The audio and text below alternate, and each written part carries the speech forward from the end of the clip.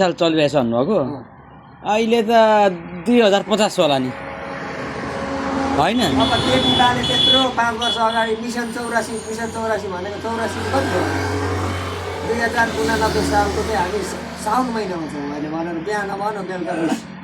अनि फेरि बेलुका दोहोऱ्या बिहान बुझ हेट तपाईँ त नेता बनाउने खालको मान्छे पो हुनुहुँदो रहेछ त नेता त ऊ बनिसक्यो त बालेले सहाय काठमाडौँको मान्छे तपाईँका छोरी श्रीमती चाहिँ कहाँ छन् 17 वर्ष भयो त कता हुन्छ तपाईँलाई चाहिँ उही पाहाडमा छन् एउटी हराएर चाहिँ उदयपुरबाट तिनवटा महिना अरू छोरीहरू चाहिँ हजुर अरू छोरीहरू चाहिँ कहाँ र त खोटाङमै छन् त ए 4 जना छोरी के गर्छन् त त्यो पढ्छन् नि के गर्छ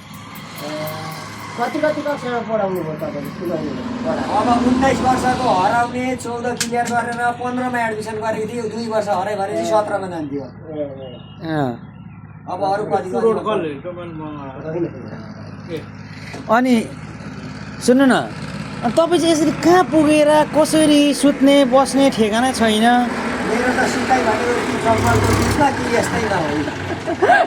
म खराउँछ भने लगाएर अन्डाको काट बिसाको ल्या त्यही बाल जङ्गलमा दुईटा ज्याकेट लाग्यो ओ चाचा कुरा सुन्दै हुन्छ नि खानापिना माग्यो अनि भिख मागेर हिँड्नु नि हामी के मागेर खाएको भिकै मागेर होइन काम गरेर तपाईँहरू जस्तो स्ट्यान्डर्ड तरिकाले त्यो नयाँ सामान लाउने होइन म पुरानो सामानलाई महत्त्व दिन्छु होला ठिकै छ पुरानो पनि लाउँदैछ यहाँ हेर्नु यो मैले यहाँ च्यातिएको यहाँ टालेको लगाएको छु नि हेर्नु त टालेको मैले पनि पुरानो तपाईँभन्दा गरिब हो म तपाईँभन्दा गरिब हो म यहाँ सुन्नु काम गरेर खाँदा के हुँदैन एकछिन चुप लाग्नु मेरो कुरा